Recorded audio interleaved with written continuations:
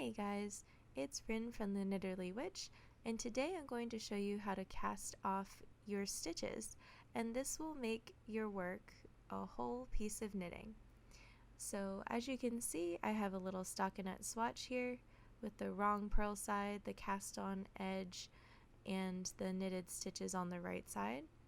We're going to be starting on the right side, but the theory of this works with the purl side or the wrong side as well. So what we're doing is we're knitting a stitch like normal, and then we're knitting another stitch,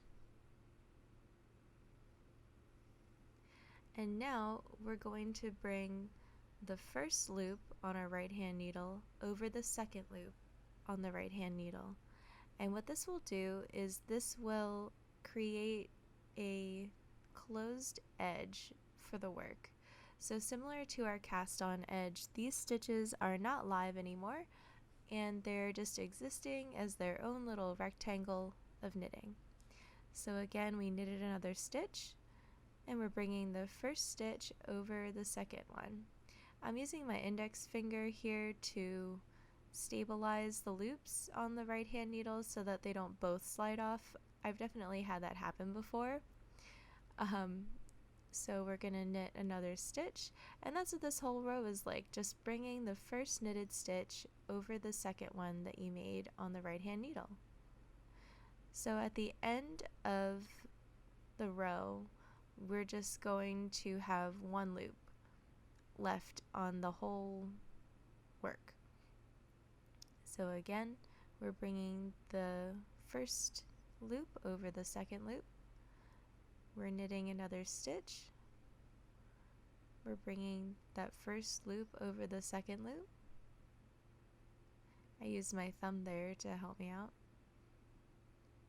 We're knitting another stitch, bringing the first loop over the second loop, using our right hand fingers and our left hand needle. We're knitting another stitch, bringing the first loop over the second loop. And you can see as I'm going along that we're having less and less loops on either needle, really. So we're just trying to bind off these live stitches so that things don't unravel. And then we'll have a knitted piece, a finished knitted piece for the most part. When we get to the end of the row, we're just gonna knit another stitch and bring the loop over just like we've been doing. And this concept also applies for the purl side. So all we would have been doing differently on the purl side is purling. So instead of knit stitches, it'll be purl stitches, but you'll still have loops on the right hand needle, and they'll still get one loop will still get passed over the other, and it works the exact same way. So I have my tail in, and now we're going to weave in the end. Normally I would have had to cut this off of the ball of yarn, but I didn't leave myself a lot of room to work with this little bit of yarn that I have here. So this is a tapestry needle, and we're going to thread the yarn through the eye. And the tapestry needles are more blunt, and they're made for darning socks and things like that. But for our knitting, it's really useful because it won't stab through the yarn strand for the most part. And so we're going to just insert this back through the last loop and then pull that off of the knitting needle. So this essentially makes a knot at the end of the bound off edge, and just give that a tug to pull it taut. And as you can see, it looks very similar to the knot that we started out with. And this knitted piece is a stockinette piece, so these knit stitches are on this side and the purl stitches are all on the other side, and it's its own little piece.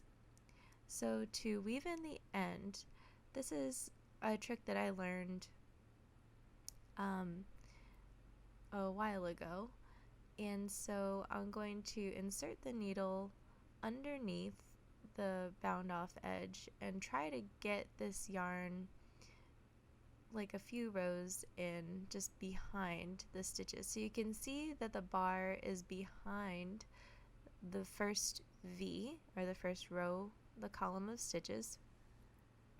And now I'm going to pick up each leg of the knitted stitches from the bottom up. So if you can see this a little closer, I'm just getting my needle behind the right hand side of the V, like so, and now I'm just gonna push it up through here, and this hides the yarn strand behind the legs of the knitting stitch. So you can kind of see it a little bit.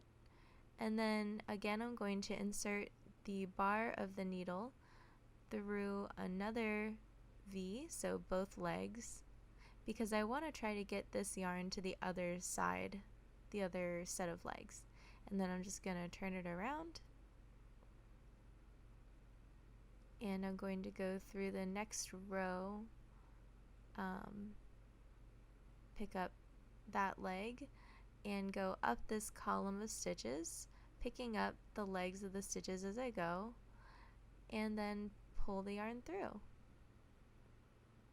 So you can do this more times on more rows if you want. I usually just do it along one long row, and then I cut the yarn. But you can see here that even as I stretch it, you can't really tell that there's another strand behind those stitches, the legs of those stitches.